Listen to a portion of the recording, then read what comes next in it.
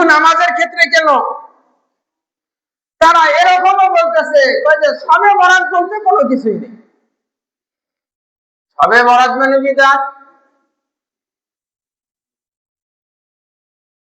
আরে ভাই, শবে বরাত বলতে কিছুই নাই, আপনি এরকম কথা বলতেছেন, অথচ অসংখ্য হাদিস দ্বারা প্রমাণিত রাসূলুল্লাহ সাল্লাল্লাহু আলাইহি ওয়াসাল্লাম বলেন, তাহলে শবে বরাত একটা হলো পুণ্যময় রজনী, এই রাতটা হলো একটা বরকতময় রাত, তাহলে এই রাতে আল্লাহ তাআলা বান্দাদের সমস্ত গুনাহগুলোকে মাফ করে দিয়ে দেন।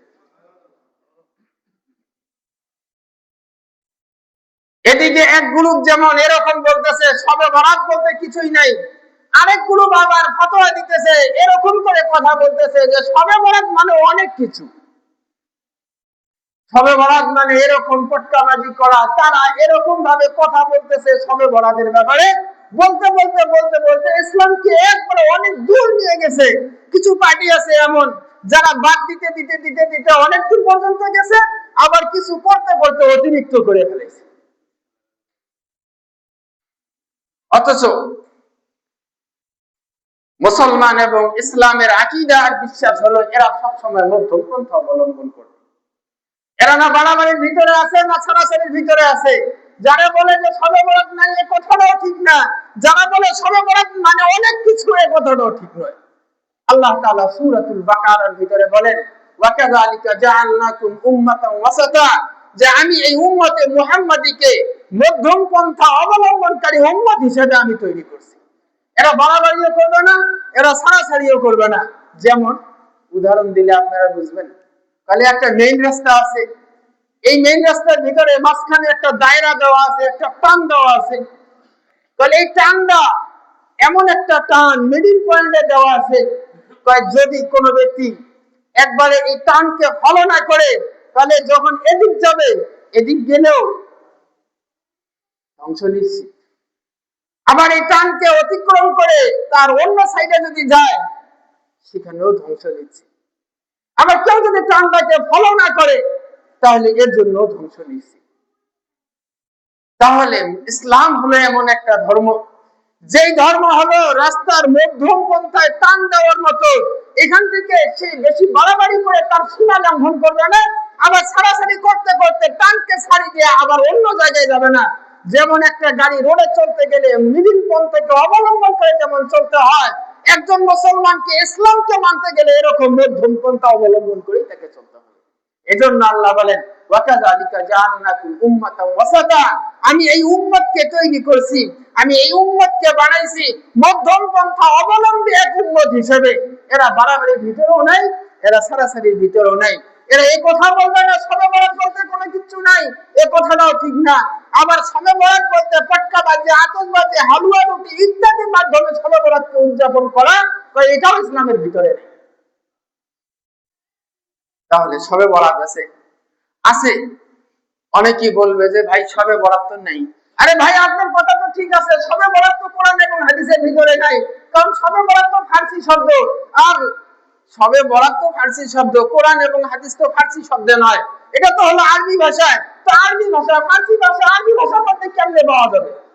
হাদিসের ভাষায় আছে লাইলাতুল নিসফি মিন শাবান, মানে শাবান মাসের 14 তারিখ দিবাগত রাত। হাদিস এবং কোরআনের ভিতরে আছে লাইলাতুল মুবারাকা, বরকতময় রজনী। এই বরকতময় রজনী লাইলাতুল মুবারাকা, উলামায়ে কেরামের একটা জামাত এই লাইলাতুল মুবারাকার ব্যাখ্যা করতে গিয়ে বলছেন, এই লাইলাতুল মুবারাকা মানে হলো শবে বরাত। মুহতারাম হাজিরিন, হাদিসের মধ্যে আছে রাসূলুল্লাহ সাল্লাল্লাহু আলাইহি ওয়াসাল্লাম এই লাইলাতুল নিসফি মিন শাবান, মানে সূর্য অস্ত যাওয়ার পরে একদিন জিবরাইল আসলেন রাসূলের কাছে।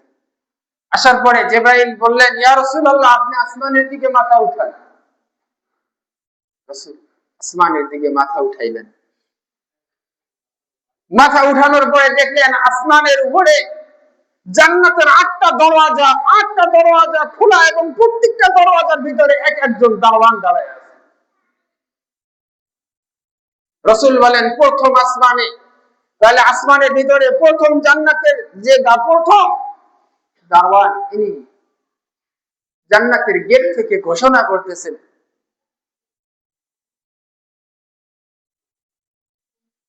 সুসংবাদ ওই ব্যক্তির জন্য, সুসংবাদ ওই ব্যক্তির জন্য। প্রথম দরওয়াজা থেকে ঘোষণা আসতেছে, সুসংবাদ ওই ব্যক্তির জন্য। কোন ব্যক্তি?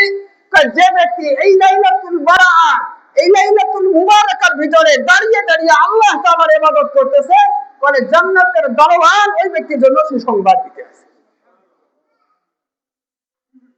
জান্নাতের দ্বিতীয় দরওয়াজা থেকে আরেকজন ঘোষণাকারী ঘোষণা করতেছে, আজকে তো সুসংবাদ ওই ব্যক্তির জন্য যে ব্যক্তি এই রাতে সেজদারত অবস্থায়, বর্তমান সেজদারত অবস্থায় আছে, তাহলে এই ব্যক্তির জন্য সুসংবাদ। এভাবে তৃতীয় দরজা থেকে এলান আসতেছে, সুসংবাদ ওই ব্যক্তির জন্য যে ব্যক্তি এই রাতে কোরআন তেলাওয়াতের ভিতরে মশগুল আছে। চতুর্থ দরজা থেকে ঘোষণা আসতেছে, সুসংবাদ ওই ব্যক্তির জন্য যে ব্যক্তি এই রাতে আল্লাহ তাআলার কাছে রোনাজারির ভিতরে লিপ্ত আছে। পঞ্চম দরজা থেকে ঘোষণা আসতেছে, সুসংবাদ ওই ব্যক্তির জন্য যে ব্যক্তি এই রাতের ভিতরে দাঁড়ানো অবস্থায় আল্লাহ তাআলার ইবাদত করতেছে। ষষ্ঠ দরজা থেকে ঘোষণা আসতেছে, সুসংবাদ ওই ব্যক্তির জন্য যে ব্যক্তি এই রাতের ভিতরে দাঁড়িয়ে দাঁড়িয়ে আল্লাহর জিকিরের ভিতরে লিপ্ত আছে, ওই ব্যক্তির জন্য সুসংবাদ। সপ্তম দরজার ভিতরে ঘোষণা আসতেছে, ওই ব্যক্তির জন্য সুসংবাদ যে ব্যক্তি আজ রাতে আল্লাহ তাআলার পক্ষ থেকে মাফ পাইতেছে। হাদিসের মধ্যে রাসূলুল্লাহ সাল্লাল্লাহু আলাইহি ওয়াসাল্লাম এই শবে বরাত, লাইলাতুল বারাআ, তাহলে এর ফজিলত বর্ণনা করতে গিয়ে এই হাদিস বলে, এরপরে ঘোষণা শেষ হওয়ার পরে রাসূলুল্লাহ সাল্লাল্লাহু আলাইহি ওয়াসাল্লাম জিবরাইলকে জিজ্ঞাসা করলেন, জিবরাইল, এই যে জান্নাতের 8টা দরওয়াজা খোলা আর 8টা দরওয়াজার দারওয়ান এইভাবে একের পর এক সুসংবাদ দিতে আছে, তাহলে এই সুসংবাদ কতক্ষণ পর্যন্ত বাকি থাকবে? জিবরাইল বললেন, ইয়া রাসূলুল্লাহ, তাহলে এই সুসংবাদ তো বাকি থাকবে, তাহলে এই যে লাইলাতুল বারাআর সূর্য অস্ত যাওয়া থেকে সুবহে সাদেক পর্যন্ত যে ব্যক্তি এই রাতে ইবাদত করবে দাঁড়ানো অবস্থায়, যে ব্যক্তি এই রাতে ইবাদত করবে রুকু করা অবস্থায়, যে ব্যক্তি এই রাতে ইবাদত করবে সিজদারত অবস্থায়, যে ব্যক্তি এই রাতে ইবাদত করবে জিকিরের মাধ্যমে, যে ব্যক্তি এই রাতে ইবাদত করবে কোরআন তেলাওয়াতের মাধ্যমে, যে ব্যক্তি এই রাতে আল্লাহ তাআলার কাছে রোনাজারি করবে, যে ব্যক্তি এই রাতে আল্লাহ তাআলার কাছে মাফ চাবে, সুবহে সাদেক পর্যন্ত আল্লাহ তাআলা জান্নাতের 8টা দরওয়াজা তাদের জন্য খুলে। মুহতারাম হাজিরিন, আমরা এই লাইলাতুল বারাআটাকে এমন একটা রাত বানিয়ে নিছি যে এই রাতটা মনে করতেছি যে এই রাতটা হলো আনন্দ এবং উল্লাসের রাত। কিছু কিছু যুবক আছে যে যুবকগুলো এই রাতটাকে যাপন করবে পটকাবাজির মাধ্যমে। হাদিসের মধ্যে রাসূলুল্লাহ সাল্লাল্লাহু আলাইহি ওয়াসাল্লাম বলেন, ইজা কানাত লাইলাতুন নিসফি মিন শাবান, যখন শাবান মাসের 14 তারিখ দিবাগত রাত যখন আগমন করে, ফাকুমু লাইলাহা, তাহলে তোমরা রাতের বেলা দাঁড়িয়ে দাঁড়িয়ে আল্লাহ তাআলার ইবাদত করো। ওয়াসুমু ইয়াওমাহা, এবং তারপরের দিন রোজা রাখো। শবে বরাতের কাজ করণীয় কি? হাদিসে রাসূল বলে দিয়েছেন, রাতের বেলা দাঁড়িয়ে দাঁড়িয়ে আল্লাহর ইবাদত করা, ওয়াসুমু ইয়াওমাহা, পরের দিন রোজা রাখা। কেন? ফাইন্নাল্লাহা তাআলা ইয়ানজিলু ফিহা বিগুরুবিশ শামসি ইলা সামাইদ দুনিয়া, কেননা আল্লাহ তাআলা ওই দিন সূর্য অস্ত যাওয়ার পরে আল্লাহ তাআলা প্রথম আসমানে নেমে আসেন। ফায়াকুল, ঘোষণা করতে থাকেন।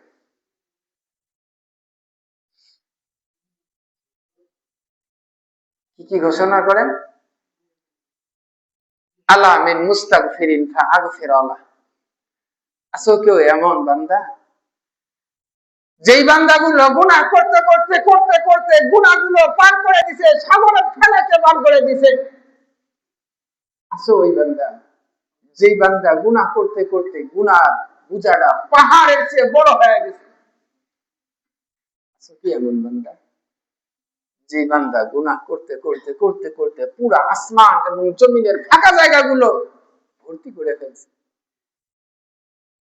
আলা মিন মুস্তাগফির, আছে এমন বান্দা যে এই সমস্ত গুনার পাহাড় নিয়ে, সাগরের মতো ফেনা সমপরিমাণ গুনাহ নিয়ে আসমান এবং জমিনের মাঝে ফাঁকা জায়গাকে পূরণ করে এতগুলো গুনাহ নিয়ে আমার দরবারে মাফ চাও। আল্লাহ ঘোষণা করতেছেন,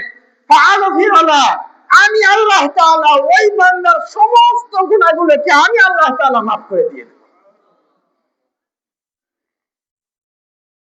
আল্লাহ মিন মুস্তারজিকিন ফারজুকালা।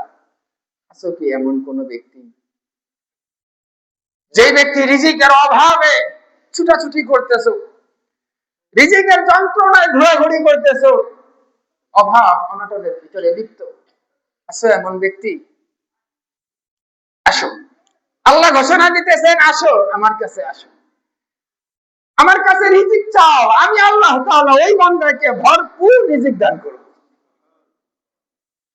আল্লাহ মিন মুবতালান ফাআফিয়া। আছে কি এমন কোন ব্যক্তি, যে ব্যক্তি অসুস্থতার ভিতরে লিপ্ত, অসুস্থের যন্ত্রণায় ভুগতেছে, আসো আমার কাছে মাপ চাও, আমি আল্লাহ তাআলা তাকে অসুস্থ থেকে আমি আল্লাহ তাআলা শিফা দান করে দেব।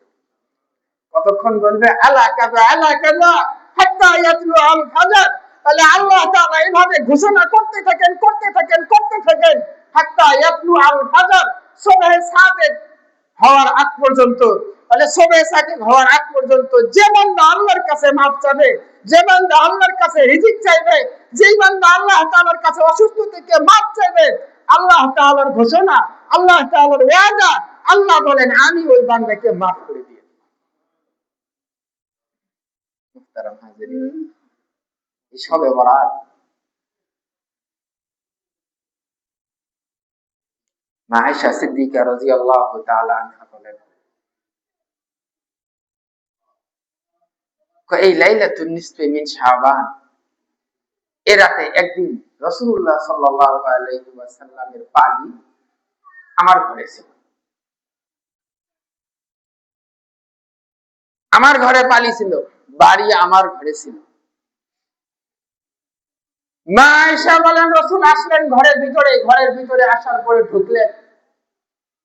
ঢোকার পরে রাসূলের শরীর থেকে জামা ইত্যাদি খুলে রাখেনি নাই, আমার তাড়াহুড়া করে এই জামাগুলো গায়ে দিলেন। গায়ে দেওয়ার পরে রাসূল ঘর থেকে বের হয়ে গেলেন। আমি চিন্তা করলাম, আজকে তো বাড়ি আমার, রাসূল আসলেন আবার জামা কাপড় খুললেন, খোলার পরে আবার চলে গেলেন গায়ে দিয়ে। আমার মনের ধারণা হয়তো বা রাসূল অন্য স্ত্রীর কাছে গেছেন। তো এই বলে আমি রাসূলুল্লাহ সাল্লাল্লাহু আলাইহি সাল্লামকে তল্লাশি করা শুরু করলাম। মা আয়েশা বলেন, আমি একের পর এক প্রত্যেকের বাড়িতে তল্লাশি করলাম, কিন্তু রাসূলুল্লাহ সাল্লাল্লাহু আলাইহি ওয়াসাল্লামকে পাইলাম না। কিন্তু এরপরে তল্লাশি করতে মদিনার মধ্যে জান্নাতুল বাকির পাশে গিয়ে দেখি রাসূলুল্লাহ সাল্লাল্লাহু আলাইহি ওয়াসাল্লাম কবরগুলোকে সামনে নিয়ে কবরের পাশে হাত উঠায়া রাসূলুল্লাহ সাল্লাল্লাহু আলাইহি ওয়াসাল্লাম সমস্ত মুমিনিন, সমস্ত সাহাবায়ে کرام, সমস্ত সুহাদা, সমস্ত সিদ্দিকীনদের জন্য রাসূলুল্লাহ সাল্লাল্লাহু আলাইহি ওয়াসাল্লাম হাত উঠিয়ে আল্লাহর কাছে দোয়া করতেছেন এবং এই উম্মতের জন্য দোয়া করতেছেন। মা আয়েশা বলেন, রাসূল এভাবে জান্নাতুল বাকির মধ্যে দাঁড়িয়ে দোয়া করার পরে রাসূল যখন ঘুরে আসলেন, আসার পরে রাসূল আমাকে বললেন, আয়েশা তুমি কি মনে করছো এই কথা যে আমি মনে হয় অন্য স্ত্রীর কাছে গেছি? যে না, যাই নাই। কেন? বলে আজকে এমন একটা রাত বলে যাদের জন্য আল্লাহ তাআলার কাছে দোয়া করা হবে আর আল্লাহ তাআলা তৎক্ষণাৎ ওই বান্দার দোয়াকে কবুল করবেন। আমার এই রাতে আমি জান্নাতুল বাকির মধ্যে দাঁড়িয়ে সমস্ত সাহাবায়ে کرام, সমস্ত সিদ্দিকীন, সমস্ত শুহাদায়ে کرامের জন্য আমি দোয়া করতেছিলাম আল্লাহ তাআলা যেন তাদেরকে মাফ করে দিয়ে দেন। এরপরে ঘরের ভিতরে আসার পরে মা আয়েশাকে বললেন, আয়েশা আমাকে যদি একটু অনুমতি দিতে, তাহলে আমি আজকে রাতে একটু আল্লাহ তাআলার ইবাদত করতাম। মুহতারাম হাজিরিন, এতটুকু শোনার পরে ভিতরে কিছু আসতে পারে যে ইবাদত করবে, স্ত্রীর কাছে অনুমতি চাওয়ার কি অনুমতি চাওয়ার তো দরকার নেই। তবে শরীয়তের মাসআলা হলো, কারো যদি একাধিক স্ত্রী থাকে, একের অধিক স্ত্রী থাকে, আর এই স্ত্রীর ঘরে পালি পালি করে যাওয়া তার জন্য জরুরি। আজকে 2 দিন এর কাছে, 2 দিন ওর কাছে, 3 দিন এর কাছে, 3 দিন ওর কাছে। যখন একজন স্বামী বাড়ি অনুযায়ী একজন স্ত্রীর ঘরে যাবে, রসুলের আদর্শ দেখেন, একজন স্ত্রীর ঘরে যাবে, যাওয়ার পরে যেমন ইবাদত করতে অনুমতির প্রয়োজন নাই, তবে একজন মানুষের কিছু হক আরেকজনের উপরে থাকে। এই হকের জন্য রসুল বলছেন, আয়েশা, আমি আল্লাহ তাআলার কাছে আজকে রাতে ইবাদত করতে চাই, তুমি কি আমাকে একটু অনুমতি দিবা? আয়েশা রাদিয়াল্লাহু তাআলা আনহা বলেন, বলে আমি বললাম হ্যাঁ। হ্যাঁ বলার পরে রাসূলুল্লাহ সাল্লাল্লাহু আলাইহি ওয়াসাল্লামের অবস্থা দেখলেন এমন, এমন অবস্থা, রাসূল দাঁড়িয়ে গেলেন। দাঁড়িয়ে যাওয়ার পরে আল্লাহ তাআলার কাছে এমন ভাবে ইবাদত করা শুরু করলেন, তাহলে যতটুকু পরিমাণ দাঁড়াইলেন, দাঁড়ার পরে রাসূল যখন সিজদায় গেলেন, আমার মনে হচ্ছিল রাসূল মনে হয় জীবিত নাই, রাসূল নড়ে না, কোনো ওঠে না। আমি দীর্ঘক্ষণ দাঁড়িয়ে থেকে থেকে আমি দেখলাম যে না, রাসূল নড়াচড়া করে না। তো আমি কি করলাম, আমি রাসূলের পায়ের তলার মধ্যে আমার হাতটা যখন লাগাইয়া দিলাম, আমার ভিতরে সন্দেহ ছিল রাসূল কি জিন্দা আছেন নাকি দুনিয়া ত্যাগ করে গেছেন। তা আমি যখন পায়ের ভিতরে একটু একটু করে নাড়া দিলাম, নাড়া দেওয়ার পরে রাসূল পাটা একটু নড়াইয়া দিলেন, তখন আমার ভিতরে এরকম আশ্বস্ত আসলো যে না, রাসূল এখনো জীবিত আছেন। এত বড় সেজদা দিয়ে, আল্লাহর দরবারে এত বড় সেজদা দিয়ে উনি আছেন। মুহতারাম হাজিরিন, লাইলাতুল বরার মধ্যে আল্লাহ রাসূল সাল্লাল্লাহু আলাইহি ওয়াসাল্লাম যা জীবনের শুরুর গুনাহ মাফ, শেষের গুনাহ মাফ, যার জন্য আল্লাহ তাআলার জান্নাত বরাদ্দ, যিনি হলেন সাইয়্যিদুল আম্বিয়া, যিনি হলেন হাবিবুল্লাহ, যিনি হলেন সমস্ত রাসূলের সরদার, বলে ইনি আল্লাহ তাআলার কাছে লাইলাতুল বরার মধ্যে আল্লাহ তাআলার কাছে এভাবে লম্বা লম্বা সিজদা দিয়ে আল্লাহর ইবাদত করতেছেন। আর আমি লাইলাতুল বরাকে, শবে বরাতকে উদযাপন করি কিসের মাধ্যমে? হালুয়া রুটির মাধ্যমে। কিসের মাধ্যমে? আঞ্জামের মাধ্যমে। কিসের মাধ্যমে? আতশবাজির মাধ্যমে। কিসের মাধ্যমে? পটকাবাজির মাধ্যমে।